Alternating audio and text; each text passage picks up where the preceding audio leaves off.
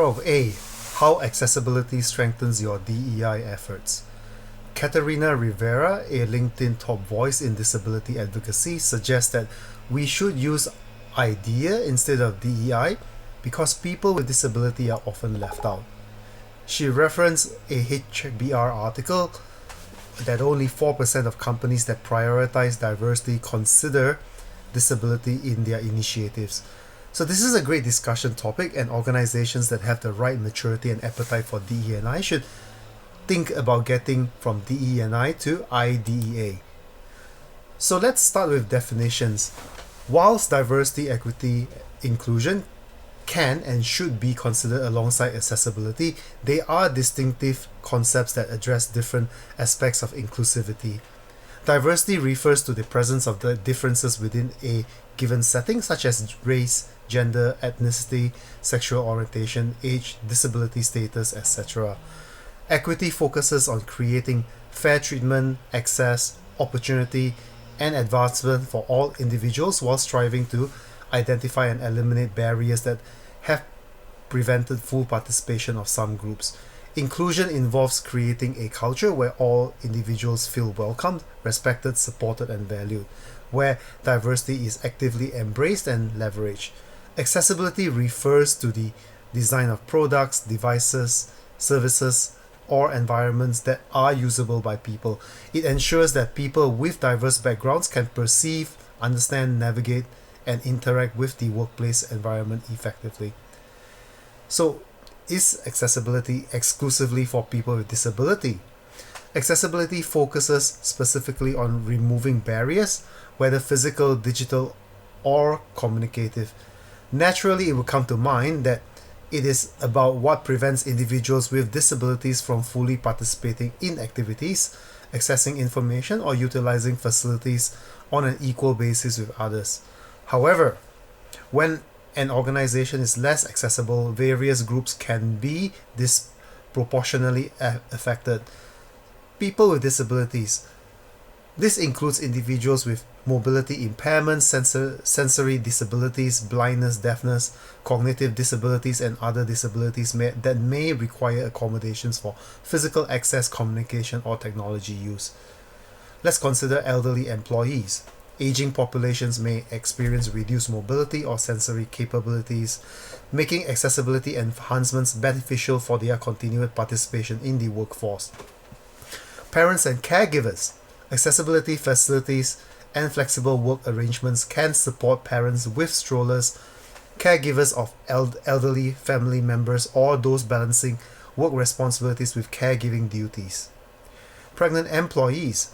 Accessibility considerations can accommodate the needs of pregnant individuals, such as accessible restrooms, seating options, or reduced physical exertion requirements. Temporary disabilities.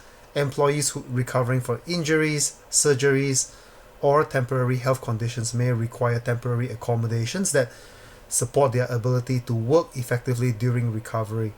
People with neurodivergent conditions, e.g., autism, ADHD, may benefit from workplace design, recruitment, and communication practices that reduce sensory overload and promote focus. Cultural and linguistic minorities. Language barriers or cultural barriers may create accessibility challenges in understanding workplace communications, policies, or procedures. And remote workers. Ensuring digital accessibility for remote employees allows them to access information, participate in meetings, and contribute to projects on an equal footing with on-site colleagues.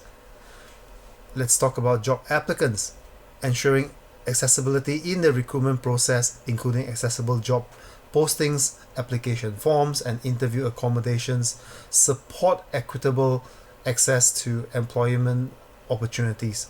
Lastly, LGBTQIA plus community. Challenges faced include the lack of inclusive facilities, policies protecting against discrimination, benefits that exclude same-sex partners or transgender individuals, exclusionary dress codes, and others. Therefore, considering these diverse groups in accessibility planning helps organizations create inclusive environments where all individuals can participate fully and contribute effectively to the organization's goals. So, steps to increase accessibility. Well, first would be to conduct accessibility audits, which would include a variety of different areas. So, physical and environment inaccessibility. Does your organization provide inclusive facilities? Cultural and social inaccessibility. Work environment. Are there adequate policies to protect the safety and well-being of diverse people? Policies and procedures. Are there adequate policies to protect the safety and well-being of diverse people? Policies to protect against discrimination. Procedures to address discrimination or harassment. We also look at organizational and structural inaccessibility. So in terms of supportive benefits, do we have inclusive insurance coverage, for example, for LGBTQIA communities or for diverse family structures? Inclusive dress codes. Don't enforce gender binaries or accommodating non-binary or gender non-conforming individuals. Psychological and emotional inaccessibility. So mental health support. Are there mental health resources tailored to the needs of diverse people, e.g. LGBTQI plus people? Support networks. Is there a presence of employee resource groups or affinity groups and mentorship programs that include diverse mentors? Digital and communication inaccessibility. Inclusive language and imagery. Does the organization use inclusive language in company communications that considers and reflects the diversity of sexual orientations and gender identities? Implementing universal design. Applying universal design principles to create environments usable by all people. Ensuring buildings, workspaces, and technology are accessible to individuals with various disabilities, diverse cultural backgrounds, elderly, neurodiverse, and other identities. Providing accommodations. Offering reasonable accommodations tailored to individual needs, e.g. ergonomic furniture or assistive technology.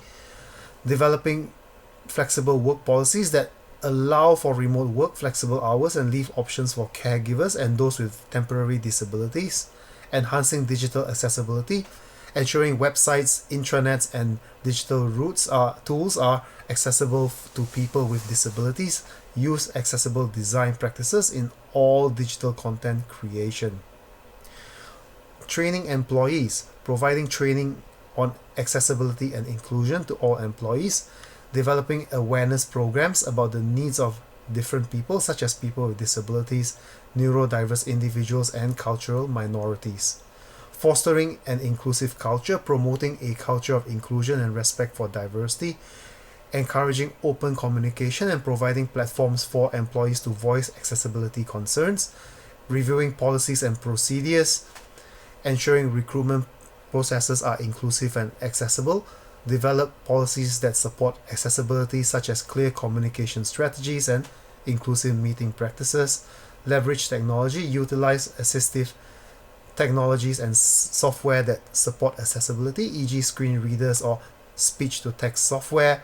Ensure compatibility of digital platforms with various assistive devices.